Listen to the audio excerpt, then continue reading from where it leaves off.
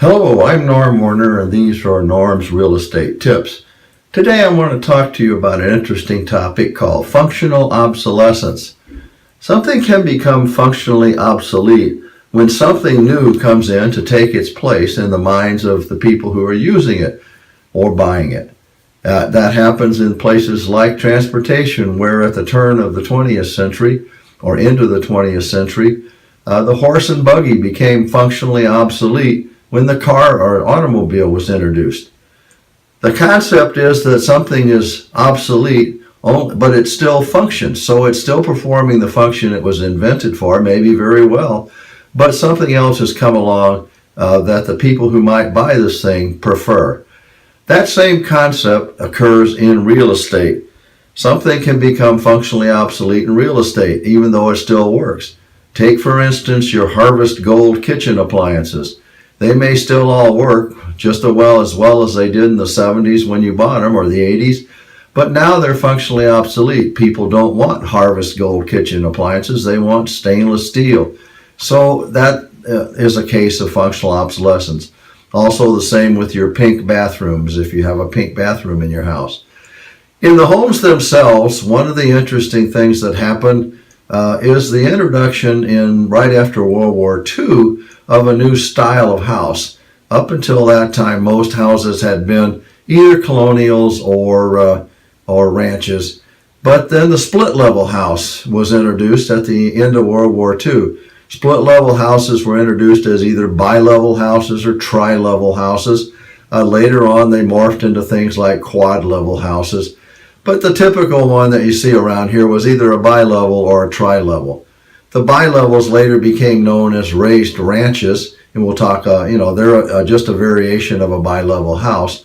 But the split levels normally had three levels back when they were first introduced. There was the ground level, which normally contained the kitchen, the living room, and the dining room.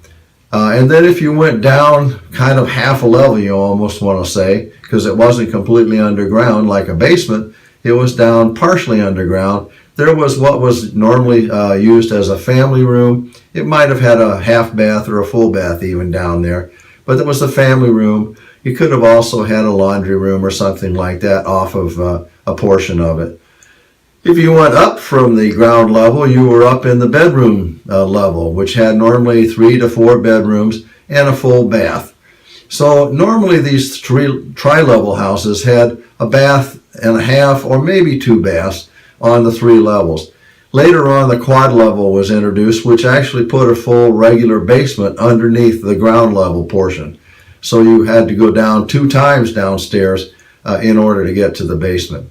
And that was one of the things that finally led to the split level home kind of going out of favor. All the stairs you had to use, going up or down, if you wanted to go from one part of the house to the other.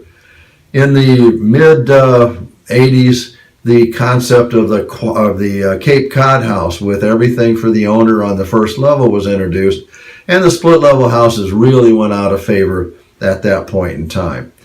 So what should you do if you have a functionally obsolete split level house? Well, the first thing you've got to realize is you're not going to get the amount of money for it in appreciation over the time you owned it as if it had been a ranch or a colonial or a Cape Cod. Split level houses just don't appreciate as much as you had hoped. I know that personally because when I moved to Michigan in 1978, I bought a tri-level or quad-level split-level house over in Orchard Lake. It was a great house, 1,400 square foot, 3 bedrooms, a bath and a half. My wife and I raised our kids there and got them launched into their lives. And then we decided to move to Milford in 1999. So I put my house up for sale, a little disappointed that it hadn't appreciated as much as I had hoped it had. Basically, I had stayed too long at the party and the split-level house had become functionally obsolete. So I sold it. You'll eventually sell almost any house, but I didn't get as much out of it as I would have had it been a ranch or a colonial when I first came up here and buy it. So as a potential seller, you need to understand that you may have a house that has functional obsolescence, either the design of the house or the things that are in the house, like that pink bathroom or that golden sunrise appliances in the kitchen. Even the Formica tops in the kitchen that were great when you first bought it have been made functionally obsolete by the movement to granite and other hard surfaces in the kitchen. So your realtor should be able to tell you which of those things are impacting the value of your house, and you'll just have to accept that and move on from there. So this was Norm's Real Estate Tips, just a little quick video on the concept of functional obsolescence. Don't let it bother you too much. You just have to deal with the fact that it's a fact of life if you have those things in your house or your house is of that design. We'll see you next time on Norm's Real Estate Tips. Thank you very much.